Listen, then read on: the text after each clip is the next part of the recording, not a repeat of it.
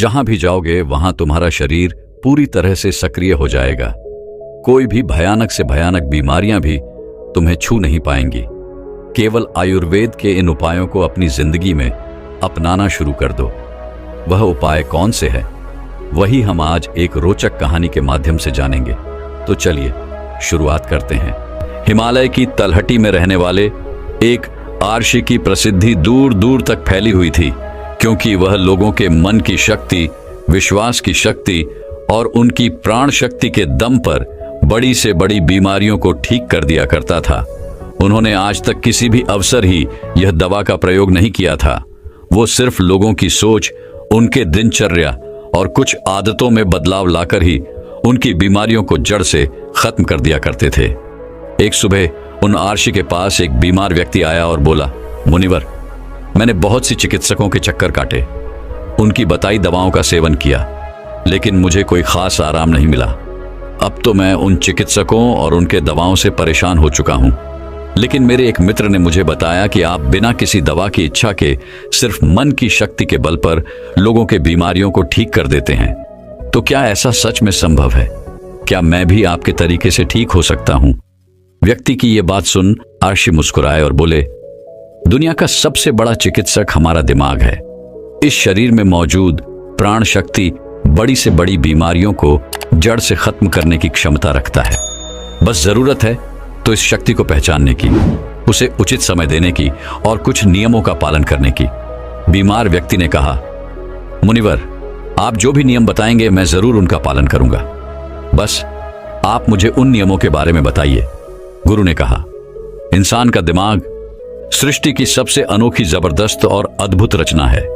दिमाग का स्वैच्छिक सांसद तंत्र इंसान की उम्मीद, विश्वास और आस्था के दम पर बड़े से बड़े रोगों को जड़ से खत्म करने की क्षमता रखता है। इंसानी दिमाग अपने आप में दबाव का एक ऐसा चमत्कारी खजाना है, जहां इंसान के आस्था और विश्वास के बल पर ऐसे रसायन पैदा होते हैं जिसका असर दुनिया की किसी भी दवा से सैकड़ों हजारों गुना ज्यादा होता है। हम सभी में खुद को अनेकों रोगों से मुक्त करने का एक ऐसा जन्मजात चमत्कारिक तंत्र मौजूद है, जिसे कोई भी इंसान अपने विचारों और भावनाओं में बदलाव लाकर सक्रिय कर सकता है। जब हम अपने दिमाग को पूर्णतः विश्वास दिला देते हैं कि यह बीमारी ठीक हो सकती है, तो हमारे दिमाग से ऐसे रसायन निकलने शुरू हो जाते हैं कि शरीर के रोग बिना किसी दबाबर्शी के हिसाब के ठीक हो जाते हैं। मन की शक्ति के माध्यम से शरीर की प्राण शक्ति का उपयोग करके अपनी किसी भी बीमारी को ठीक करने के लिए तुम्हें इन 12 नियमों का पालन करना पड़ेगा। पहला, अटूट विश्वास कि तुम ठीक हो सकते हो। हम सबके शरीर में खुद की एक बुद्धिमत्ता होती है और यह बुद्धिमत्ता ही जीवन को चलाती है। यह बुद्धिमत्ता एक दिव्य शक्ति की तरह काम करती है, जिसके लिए हर बीमारी का इलाज संभव है। बस तुम्हें अपने भीतर की उस बुद्धिमत्ता के साथ जुड़ना है और उसे यकीन दिलाना है कि तुम एकदम स्वस्थ हो। यह बुद्धिमत्ता ही हमें जिंदगी देती है और हम हर वक्त इसके साथ जुड़े रहते हैं। जैसे ही हम इस बुद्धिमत्ता से अलग होते हैं, चाहे हम 1 मिनट के लिए ही अलग क्यों ना हो, हम बीमार पड़ जाते हैं। हमारे शरीर का संतुलन बिगड़ जाता है और हमें तरह तरह की बीमारियां घेरने लगती हैं। बुद्धिमत्ता यानी हमारे भीतर की वह चेतना जिसे हम अवचेतन मन भी कहते हैं। दिमाग की सारी शक्ति हमारी अवचेतन मन के पास है। यह वह जगह है जहां सारे प्रश्नों का उत्तर है। मन की सारी शक्ति और सारी समझ है। अगर तुमने अवचेतन मन की शक्ति का उपयोग करना सीख लिया, इसे अपने अनुसार चलाना सीख लिया, तो न केवल तुम अपनी बीमारी को ठीक कर सकते हो, बल्कि एक अच्छी सेहत का भी लाभ ले सकते हो और अपने जीवन को पूर्णता के साथ जी सकते हो। जिन लोगों ने अवचेतन मन की शक्ति, विश्वास और आस्था के बल पर अपनी बीमारियों को ठीक किया है, उन्हें किसी बड़ी शक्ति पर पूरी तरह से यकीन था। उन्हें विश्वास था कि जो शक्ति मुझे बीमार कर रही है, उससे भी बड़ी शक्ति का हाथ मेरे सर पर है।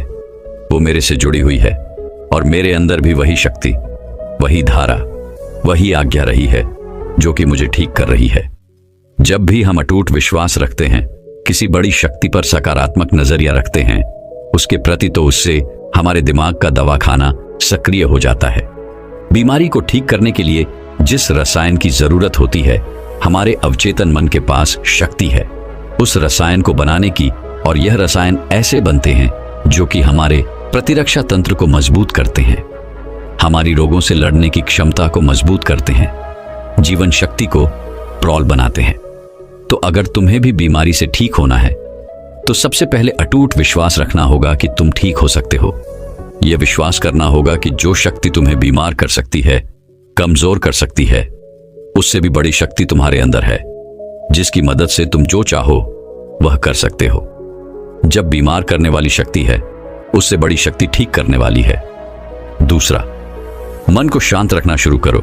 99% बीमारियां या तो गुस्से से पैदा होती हैं या फिर डर से, और गुस्सा भी डर से ही पैदा होता है। तुम्हें समझना होगा कि हमारी ज्यादातर समस्याओं का मूल कारण तनाव और नकारात्मकता से भरी भावना ही है। निरंतर तनाव शरीर में असंतुलन पैदा करता है, और शरीर का असंतुलन कई बीमारियों को जन्म देता है। लोग हर दिन खुद को डराते रहते हैं। उदाहरण के लिए, किसी को घर वापस आने में देरी हो गई तो हमने सोचना शुरू कर दिया कि कहीं उसे कुछ हो तो नहीं गया, कहीं उसके साथ कोई दुर्घटना तो नहीं हो गई। जब भी लोग खाली बैठते हैं तो वह यह देखते हैं कि उनके जीवन में क्या बुरा है। वह हर समय किसी ना किसी बात का तनाव लेते रहते हैं, जैसे मेरी शादी कब होगी, पता नहीं मेरी नौकरी कब लगेगी, पता नहीं मेरा घर कब बनेगा, पता नहीं यह, पता नहीं वह। लोग यह सब सोचकर डरते रहते हैं और उस पर विश्वास करते रहते हैं। लेकिन समस्या यह है कि हमारा अवचेतन मन कल्पना और हकीकत में फर्क नहीं कर पाता।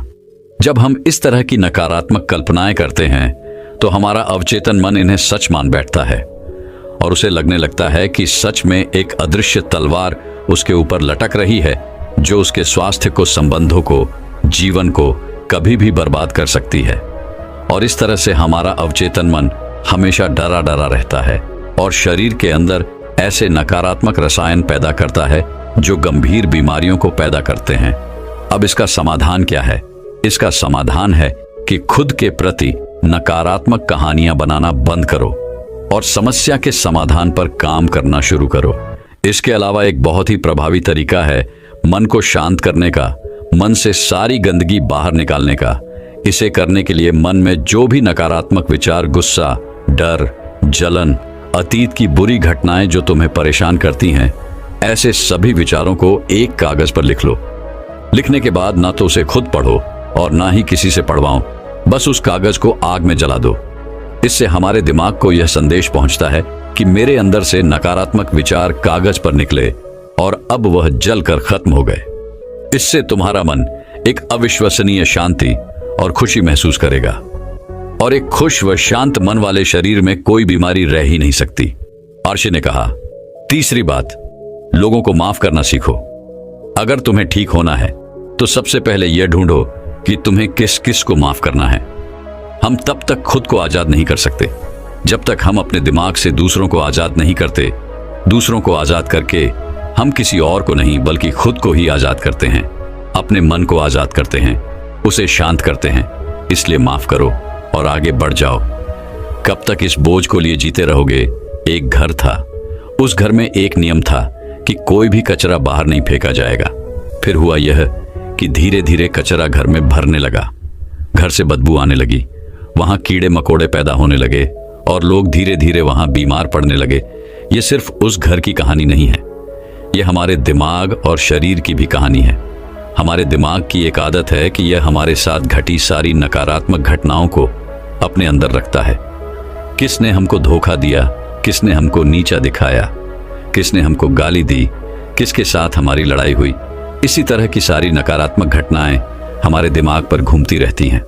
और इस तरह से वो मौके, वो अच्छी चीजें जो हमारे जीवन में हैं, हम उन पर ध्यान नहीं दे पाते।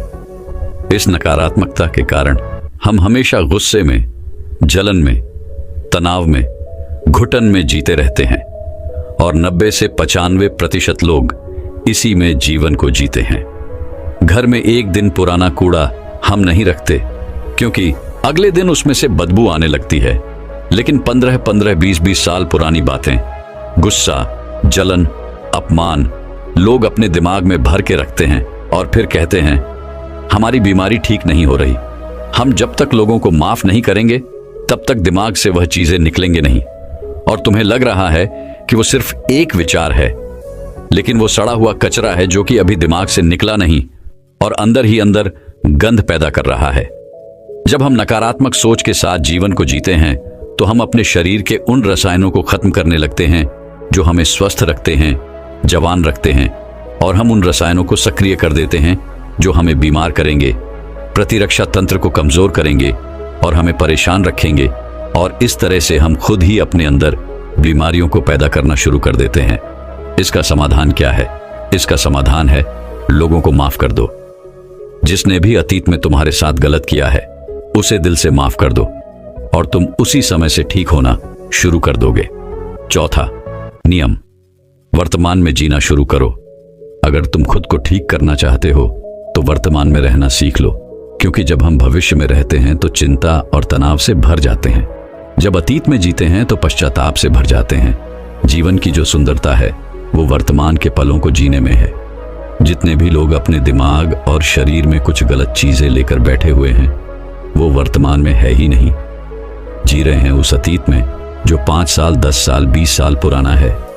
वह जो सड़ गया है, गंध पैदा कर रहा है दिमाग में, वह उसके बदबू में आज भी खुद को लपेटे हुए हैं। अगर कोई बीमार है तो वह वर्तमान में खुद से बोले और महसूस करे कि मैं स्वस्थ हूं, मैं खुश हूं, क्योंकि जब तुम यह सोचोगे कि अभी इस क्षण में मैं स्वस्थ हूं, इमारतों में अतीत में था, तो तुम्हारा दिमाग ऐसे रसायन पैदा करना शुरू कर देगा जो तुम्हारे शरीर को ठीक करने की रफ्तार को कई गुना तेज कर दे। लेकिन वर्तमान में आना कैसे है? वर्तमान में आना है अपने साथी बनकर, शरीर के प्रति जागरूकता लाकर, आसपास क्या चीज पड़ी है, क्या घटित हो रहा है, उन सब पर ध्यान देकर। जब हम अपने आसपास के प्रति जागरूक होते हैं तो हमारे शरीर से तनाव कम होता है और हमारे सोचने की, समझने की शक्ति बढ़ती है। ऐसा करने से हमें अपने बारे में बहुत सी नई चीजें सीखने को मिलती हैं। धीरे धीरे हमारे दिमाग को समझ आने लगता है कि हमें किन कारणों से तनाव पैदा होता है, और जब हमारा दिमाग ये समझ जाता है तो इससे हमारे अंदर बड़ा बदलाव आता है। हम नकारात्मक सोचना बंद कर देते हैं और हमें हर काम में सफलता मिलने लगती है, क्योंकि हमारे दिमाग को कल्पना और सच्चाई के बीच फर्क समझ नहीं आता। इसीलिए अगर तुम एक स्वस्थ व्यक्ति की कल्पना करोगे तो तुम्हारा दिमाग तुम्हें स्वस्थ करना शुरू कर देगा। 5वां नियम, खुद से प्रेम करना सीखो। सालों बीत जाते हैं लेकिन लोग अपने बारे में कभी खुद से बात ही नहीं करते। यह भी नहीं जान पाते कि उनका पसंदीदा खाना क्या है, उन्हें क्या अच्छा लगता है। वह अपने साथ समय बिताना ही भूल जाते हैं। अगर ठीक होना है तो खुद से प्रेम करना ही पड़ेगा, अपनी कीमत पहचाननी ही पड़ेगी। बहुत सी महिलाएं और पुरुष परिवार की जिम्मेदारी और भाग दौड़ के चक्कर में खुद को खो देते हैं। तुमने जिस दिन खुद को पा लिया उस दिन से सारी गलत चीजें तुम्हारे दिमाग और शरीर को छोड़कर भागने लगेंगी। तुमने जिस दिन खुद को पा लिया उस दिन से खुद की कीमत समझने लगोगे, और जिस इंसान ने खुद की कीमत समझ ली, यही तो खुद से प्यार करना है। 6वां नियम, सकारात्मक कल्पनाएं करो। हर दिन अपने दिन की शुरुआत इस सवाल से करो कि आज के दिन मैं खुद को पहले से बेहतर कैसे बना सकता हूं। ज्यादातर लोग सुबह उठने के बाद केवल अपनी परेशानियों के बारे में सोचते हैं, और अधिकतर परेशानियां उनके भूतकाल यानी अतीत की यादें होती हैं। जैसे ही वो अपने परेशानियों के बारे में सोचते हैं, वो बीते हुए कल के बारे में सोचने लगते हैं। हर एक परेशानी के साथ एक भावना जुड़ी होती है, और अपने भूतकाल के बारे में सोचने से ही वो लोग उदास हो जाते हैं और खुद को अयोग्य मानने लगते हैं। तुम्हें अगले 7 दिनों तक सुबह उठने के बाद अपने दिन की शुरुआत सकारात्मक विचार के साथ करनी है। सुबह उठते ही सोचो कि आज के दिन मैं खुद का सर्वश्रेष्ठ संस्करण कैसे बन सकता हूं। निर्णय लो कि आज का दिन मैं खुशी के साथ बिताऊंगा। तुम्हें अपना हर दिन सकारात्मकता और उमंग से भरी भावनाओं के साथ शुरू करना चाहिए। हमारी शारीरिक अवस्था हमारी मानसिक अवस्था से सीधी जुड़ी होती है, तो जब हम बेहतरीन मानसिक अवस्था के साथ अपने दिन की शुरुआत करते हैं तो ये हमारे शरीर के लिए भी अच्छा होता है। खुद की ऐसी छवि बनाओ जिसमें तुम पूरी तरह से स्वस्थ हो। हर दिन 10 मिनट आंख बंद करके बैठो और यह कल्पना करो कि तुम ठीक हो रहे हो। ऐसा करने से ही हमारा अवचेतन मन ऐसे रसायन बनाना शुरू कर देता है जो हमारी बीमारी को तेजी से ठीक करना शुरू कर देते हैं। अगर हमारे दिमाग ने कुछ गलत सोचकर बीमारी पैदा की है तो कुछ अच्छा सोचकर उसे ठीक भी तो कर सकता है। 7वां नियम, अपने जीवन का मकसद खोजो। कुछ लोग तो सिर्फ इसीलिए बीमार रहते हैं क्योंकि उन्हें अपना जीवन व्यर्थ लगता है। उनके जीवन का कोई मकसद ही नहीं होता। वो समय से पहले खुद को बूढ़ा महसूस करने लगते हैं। जीवन में किसी भी लक्ष्य या उद्देश्य का होना लंबे व अच्छे स्वास्थ्य के लिए बेहद जरूरी है। यानी कि हर दिन बिस्तर से उठने का तुम्हारे पास कोई कारण होना चाहिए। जब हमें लगने लगता है कि हमारे जीवन का कोई महत्व है, हम किसी मकसद से जुड़े हुए हैं, तो हम ज्यादा खुश रहने लगते हैं, ज्यादा ऊर्जावान और तरोताजा महसूस करने लगते हैं। और जब हम अंदर से खुश रहने लगते हैं तो हमारा शरीर खुद अपनी बीमारी को खाना शुरू कर देता है। 8वां नियम, पेट से भरकर गहरी सांस लेने का अभ्यास करो। हर दिन कुछ मिनट के लिए पेट को सीधा करके बैठ जाओ और पेट से भरकर गहरी सांस लेने का अभ्यास करो। जब हम गहरी और लंबी सांस लेते हैं तो हमारे शरीर का प्रतिरक्षा तंत्र मजबूत होता है और तेजी से काम करता है, जिससे शरीर की बीमारियां तेजी से गायब होना शुरू हो जाती हैं। साथ ही गहरी सांस लेने से पूरा दिन हमारा मनपसंद रहता है और हम खुश रहते हैं। 9वां नियम, शरीर को अंदर से साफ करो। भोजन को पूरी तरह से पचने में लगभग 6 से 18 घंटे के बीच का समय लगता है और मांसाहार को पचने में तो कई बार 24 घंटे भी कम पड़ जाते हैं। लेकिन लोग हर कुछ घंटे में भोजन ग्रहण करते रहते हैं, जिससे पुराना भोजन ठीक से पच नहीं पाता और नया आ जाता है। इससे भोजन पचने की बजाय सड़ने लगता है और हमारी आंतों के दीवार में चिपक जाता है। फिर यही सड़ा भोजन रक्त के माध्यम से हमारे पूरे शरीर में फैल जाता है और तरह तरह की बीमारियां पैदा करता है। इससे बचने के लिए व्यक्ति को हर दिन 16 घंटे का उपवास, यह हफ्ते में एक बार 24 घंटे का व्रत करना चाहिए, जिससे शरीर में मौजूद प्राण शक्ति भोजन को पचाने के काम से मुक्त होकर शरीर की सफाई कर सके। क्योंकि जिसका शरीर अंदर से साफ है उसे कोई बीमारी हो ही नहीं सकती। 10वां नियम, ब्रह्मांडीय शक्ति का आभार व्यक्त करो। तुम्हारे पास जो कुछ भी है, अच्छा स्वास्थ्य, अच्छे संबंध, धन दौलत, इसके लिए इस ब्रह्मांड का आभार व्यक्त करो। ब्रह्मांड और लोगों के प्रति आभारी रहने से हम अंदर से परिपूर्ण महसूस करते हैं, कुछ और संतुष्ट रहते हैं। आभार व्यक्त करना हमें अंदर से बदल कर रख देता है। यह इंसान के शरीर और मन के लिए दवा की तरह काम करता है। एक आशावादी और आभारी व्यक्ति के बीमार होने की संभावना दूसरों की तुलना में बहुत कम होती है, और अगर वो किसी कारणवश बीमार हो भी जाता है तो उसके ठीक होने की रफ्तार बहुत तेज होती है। इसीलिए शरीर की प्राण शक्ति पर अटूट विश्वास रखो, आशावादी बनो, खुश रहो, सकारात्मक सोचो और ब्रह्मांड का आभार व्यक्त करते रहो। यही है किसी भी बीमारी को जड़ से खत्म करने के अचूक तरीके। इसके बाद आर्शी मौन हो गए और वह व्यक्ति उनका धन्यवाद कर वहां से चला गया। दोस्तों, 90% रोग केवल पेट में जमी गंदगी की वजह से होते हैं। पेट में कब्ज नहीं रहना चाहिए, नहीं तो हमेशा रोगों से घिरे रहोगे।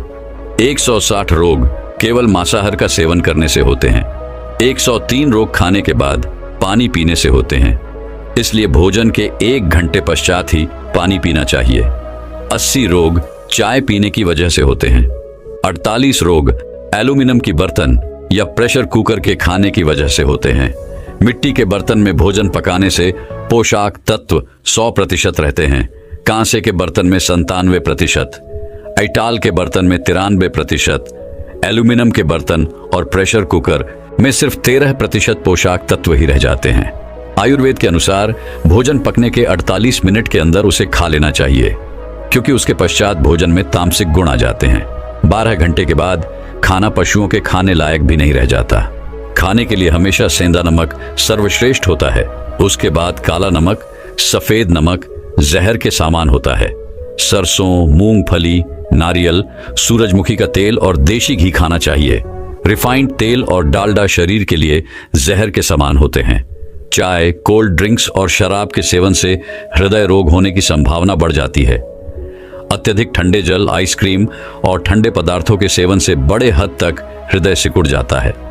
मैदे से बने पदार्थ जैसे पिज्जा, बर्गर आदि का सेवन करने से बड़े आंतों में गंदगी जमा होने लगती है। भोजन के पश्चात स्नान करने से पाचन तंत्र मंद पड़ने लगता है और शरीर कमजोर होने लगता है। इसीलिए हमेशा भोजन से पहले स्नान करें। शैम्पू कंडीशनर से बाल पकने, झड़ने और कमजोर पड़ने लगते हैं। आपने देखा होगा कि साधु के बाल कितने मजबूत और घने होते हैं, जबकि वह किसी प्रकार का कोई साबुन, कंडीशनर और ब्रांडेड तेल नहीं लगाते। वह ब्रह्मचर्य में रहकर संयम पूर्वक अपना जीवन व्यतीत करते हैं। आजकल ज्यादातर बीमारियां गलत खान पान और गलत दिनचर्या की वजह से पैदा हो रही है। अगर हम अपने खाने, सोने और उठने का समय निश्चित कर लें, साथ ही सही भोजन उचित मात्रा में ग्रहण करें, तो हम बहुत सी बीमारियों से खुद को बचा सकते हैं और पुरानी बीमारियों को ठीक भी कर सकते हैं। तो दर्शकों, चलिए इसी विषय पर अगली रोचक कहानी की शुरुआत करते हैं। एक गुरु समुद्र के किनारे अपना आश्रम बनाकर रहा करते थे। वे रोज शाम को आश्रम के बाहर खड़े होकर समुद्र के ऊपर उड़ने वाले बाजों को बड़े ध्यान से देखा करते थे।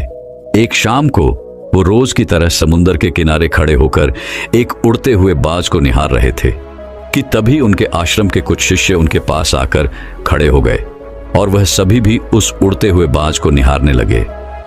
थोड़ी देर तक उस बाज को देखने के बाद उनमें से एक शिष्य ने गुरु से पूछा, गुरुदेव, आप रोज शाम को इन उड़ते हुए बाज को क्यों देखते हैं? शिष्य का यह प्रश्न सुनकर गुरु कुछ देर तक तो मौन रहे, फिर अचानक बोल पड़े, जिंदगी में अगर कुछ बनना हो तो एक बाज बनना, कभी तोता मत बनना, क्योंकि तोता बोलता तो बहुत है लेकिन कभी ऊंचा उड़ नहीं पाता। लेकिन एक बाज जो कि हर समय शांत रहता है पर आकाश को भी चिढ़ने का सामर्थ्य उसके अंदर होता है। गुरु ने आगे कहा, आज मैं तुम्हें बाज के जीवन से 8 ऐसी बातें बताऊंगा जो कि हर इंसान को बाज से सीखनी चाहिए। जीवन की बहुत बड़ी सीख छुपी है इन 8 बातों में। पहली सीख, एकाग्रता। जब भी बाज को शिकार करना होता है तो वह एक बार अपने शिकार को निश्चित कर लेता है, फिर वो किसी दूसरे शिकार पर ध्यान नहीं देता। शिकार का आकार उससे छोटा हो या फिर उससे कई गुना बढ़ा, एक बार शिकार को चुन लेने के बाद वो उसकी हर हरकत, हर गतिविधि पर पैनी नजर रखता है। यदि मछली का शिकार करना होता है तो वो समुद्र की हर मछली को अपना शिकार नहीं बनाता, बल्कि उसमें तैर रही किसी एक मछली को ही अपना शिकार बनाता है। फिर वो उसकी हर एक गतिविधि पर नजर बनाए रखता है कि वो कब सतह पर आती है और कितनी देर तक वहां रहती है, कि कितनी देर बाद वो पानी से ऊपर छलांग लगाती है। वो हर एक चीज जो शिकार करने के उसके काम को आसान कर सके, वो उसका बड़ी ही सावधानी से निरीक्षण करता रहता है। तो इससे हमें सीखना चाहिए कि 10 अलग अलग लक्ष्यों में अपनी ऊर्जा बर्बाद करने की बजाय हमें किसी एक लक्ष्य में पूरी एकाग्रता के साथ ध्यान देना चाहिए और जितना हो सके उस लक्ष्य के बारे में सीखें, जानें, वह पढ़े और साथ ही इस चीज का भी अवलोकन करें कि उस लक्ष्य को पाने में क्या क्या चुनौतियां आने वाली हैं और हमें कैसे उन चुनौतियों को आसान बनाना है। ये सब बातें हमें जान लेनी चाहिए। दूसरी सीख, बाज हमेशा सबसे ऊपर और अकेला उड़ता है। बाज कभी भी किसी चिड़िया या छोटे पक्षियों के साथ नहीं उड़ता। बाज या तो बाज के साथ उड़ता है या फिर अकेला उड़ता है। इससे हमें सीख मिलती है कि छोटी सोच वाले लोगों से दूर रहो, या तो बड़ी सोच वाले लोगों के साथ रहो या फिर अकेले रहो, क्योंकि जैसे लोगों के साथ हम रहते हैं अंततः हम भी वैसे ही बन जाते हैं। इसीलिए हमेशा अच्छे लोगों का साथ चुनो, नहीं तो फिर अकेले रहो, क्योंकि यही वो समय होता है जब हम खुद को अच्छे से जान पाते हैं। तीसरी सीख, अपनी सीमाओं से ऊपर उठो। जब जब मौसम खराब होता है, जब जब बारिश, आंधी या तूफान आता है, हर एक पक्षी अपने घोंसले की तरफ भागता है, खुद को छुपाने की जगह ढूंढता है, लेकिन बाज ऐसा कुछ भी नहीं करता। वो खुद की सीमाओं को तोड़कर बादलों से भी ऊपर उड़ने का प्रयास करता है। हवाएं उसे थपेड़ा मारती है, पंख उसके भारी हो जाते हैं, पानी और धूल की वजह से उसे कुछ दिखाई नहीं देता, लेकिन वो फिर भी आसमान की तरफ उड़ता रहता है और अंततः बादलों से भी ऊपर निकल जाता है और वहां तब तक उड़ता रहता है जब तक मौसम ठीक नहीं हो जाता।